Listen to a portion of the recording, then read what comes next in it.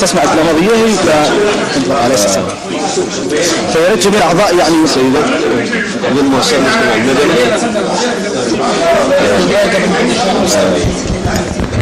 هذه مؤسسات المجتمع المدني في البيضاء. اختصارا أنا أعرف وقتا ثمين كمؤسسات مجتمع مدني في الجبل الأخضر وعلى مستوى ليبيا بالكامل. نحن نبغوا أن نوصل فكرة أن ليبيا الآن في حالة خطرة وحالة حرجة. أنتم ناس ممثلين ومنتخبين من الشعب الليبي. يعني الشعب الليبي الآن يرفع أنظاره وكل أمل أنه يحصل على فرصة إنقاذ من هيئة الستين، لأن لجنة الستين أنقذت ليبيا في 51 ونتمنى أنها تكون تمارس نفس الدور في 2014.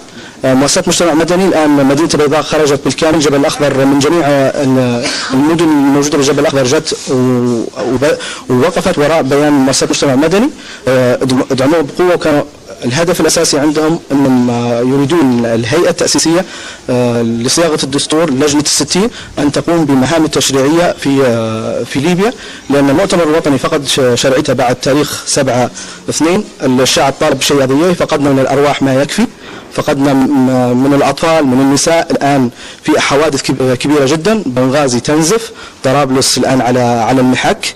الشيء اللي راح ينهي الأزمة في ليبيا وينهي كل هالدماء هو توليكم أنتم للمهام التشريعية.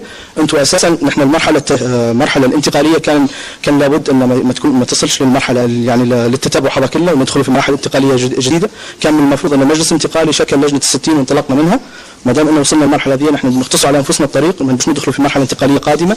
هذا بيان مؤسسات مجتمع مدني، انا اختصرت اللي موجود فيه. نطالبوكم بكل ما موجود فيكم من وطنيه، ونطالبوكم بثقه الشعب الليبي فيكم، ونطالبوكم بكل ما عهدناه في علي الترهوني وفي كل اعضاء لجنه الستين والمعروف عنهم انهم شخصيات وطنيه مشهوره جدا وحصلت على الثقه من الشعب الليبي. نطالبوكم انكم تنقذوا ليبيا من الوضع اللي سير فيها. الآن أصبحنا نذبح لأن مجموعة من أعضاء المؤتمر الوطني خانوا الأمانة، ولا نريد أن تبتعدوا عن أو تتحججوا بأي حجة تهربوا فيها من المسؤولية. تعهدنا وعهدنا أن الشخصيات اللي موجودة في لجنة الستين دائما تصدرت الموقف وكانت في الجبهات حقيقة، ونحن نتمنى أن لا تخذلونا. شباب الجبل الأخضر، شباب ليبيا ممثلين عن كل المناطق في ليبيا، شباب من طرابلس تركوا العاصمة وجاءوا إلى البيضاء لكي يقولوا هذه الكلمة. فوضوني لأتكلم مع أن في ناس أكبر مني وفي ناس بذات أحسن مني وفي ناس أفضل مني ب1000 مرة، لكن أنا أعرف الدكتور علي الترهوني جيدا. فأرجوك لا تخذلنا. شكرا جزيلا.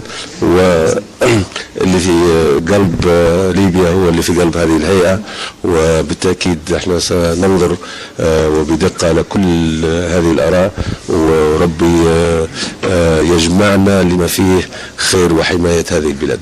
وشكرا جزيلا وربي يحفظك. السلام عليكم.